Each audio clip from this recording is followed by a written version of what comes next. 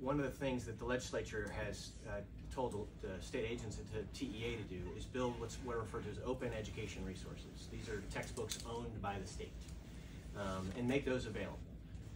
And so this law's been around for 15 years. There's been some like statistics textbooks and that sort of thing. In the legislative session before COVID hit, there was money put in, and the language said prioritize the TEKs that are being rewritten by the state board, which that had just followed the English language arts rewrite. So it's English language arts curriculum. So we began executing the open education resource statute to provide or build custom textbooks owned by the state of Texas.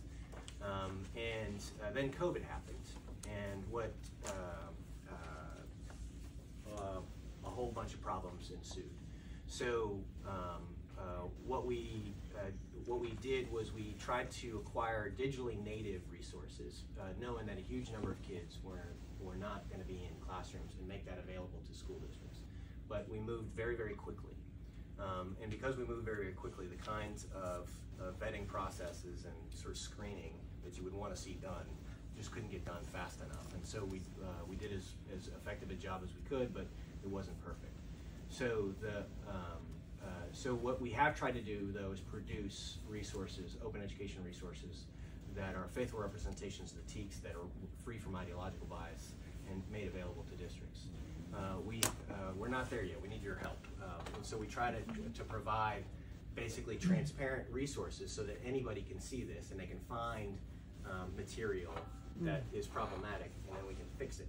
So a great example of something that is problematic in one of our resources. There's a story it's a short passage that comes out of a memoir, and we did a review of the short passage itself. And the short passage itself is not super problematic. So there's a weird phrase in there related to buying guava that says that the kid fingered the guava, felt it.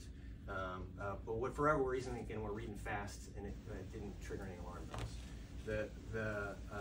In a perfect, you shouldn't have a phrase like that. It's just too problematic.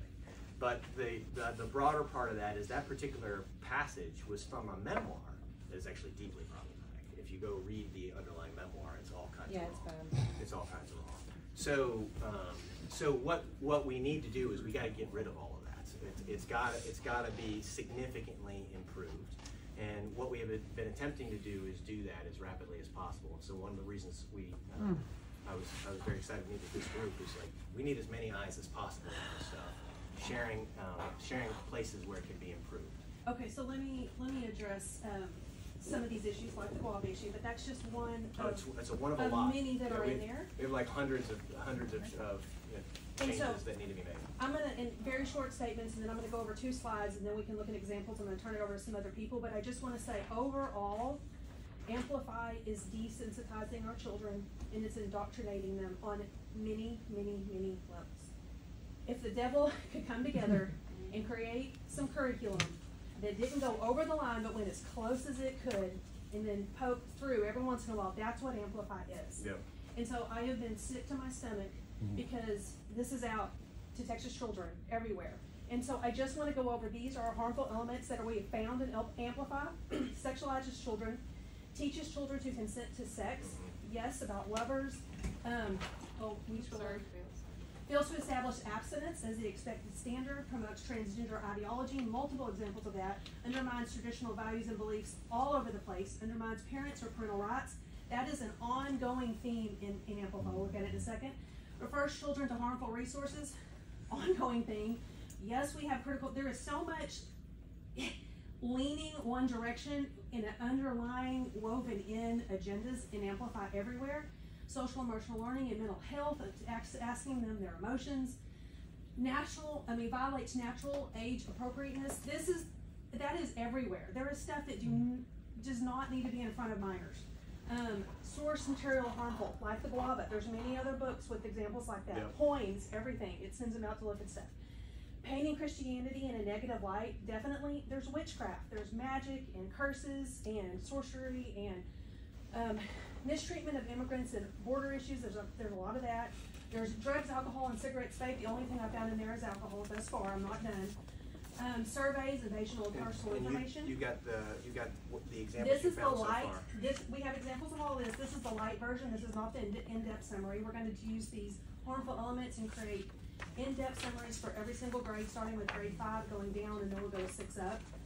We should have 5th out soon, but this was just, I mean, this PowerPoint could be, sure, it's already 50 pages. Very concerning imagery. So overall, these are the themes, and like I said, I'll let some other people talk, but age inappropriate content, constantly undermining parental authority. They just have example after example of kids doing the wrong thing over and over. And then also just teaching the child how to retaliate to the parent. And there's never positive examples.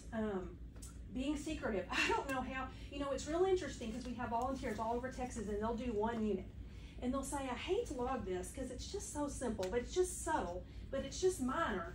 But then it's a reoccurring theme in every grade with every unit, and I have seen that, and the other mom is helping me, and it's starting to come together, and we can see it overall, so we're going to have to go back and pull some of those. Can I get your contact information? Absolutely. Who owns Amplify? Is it state-owned, or is this... Let me finish, Lee, I'm almost done. Okay. And then excerpts from source material that we already talked about, very harmful. Referring minors to harmful material, that's over, but very weird, bizarre, strange, demonic, sexualizing imagery all throughout Amplify, and it shouldn't take, I mean, anybody that was flipping through should have been able to see some of these images that you would not give to, I wouldn't even give to junior high, but we're finding them in K through 5.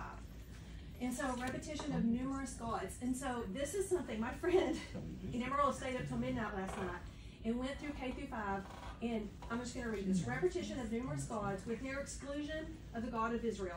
There's one mention of Jesus, that he was a teacher a couple of thousand years ago. No big deal. The only other time we can find God, our God, the God of Abraham, Isaac, and Jacob, is in the American unit when they actually recite the Pledge of Allegiance. Anywhere else, I have not seen God yet, but I have not gone through 6 through 12. And then overarching theme of confusion to children, to young children's worldview through repeated exposure to ancient mythology. Mythology is a huge problem in Amplify. All of those units, awful. And religion from non-Christian origins. 3,304 word count for God, prayer, spirit, myth, legend, not related to Christianity. Overexposure to alternative religion and mythology can lead to small children to easily doubt or question their faith in a secular setting where religious or Christian apologetics guardrails are not present. Y'all know that. So here is the deal, and I've researched who's on the board of Amplify and who the CEO is. I'm sure you know, I'm not going to recite it all, but they're the most leftist progressives that are out there. And the bottom line is, we don't want this pulled out of Amplify. We want Amplify to go away. I do not trust these curriculum creators.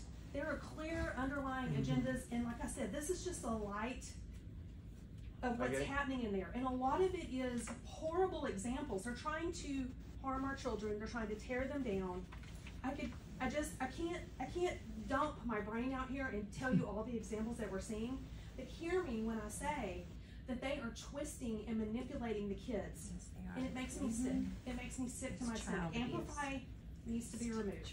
Thank you for letting us speak. It goes against TICS anyway. Thank you, Jamie. So we're working on TICS right now, and I provided you, the State Board of Education, with a new version of what TICS is not the State missing Board. and what should we add.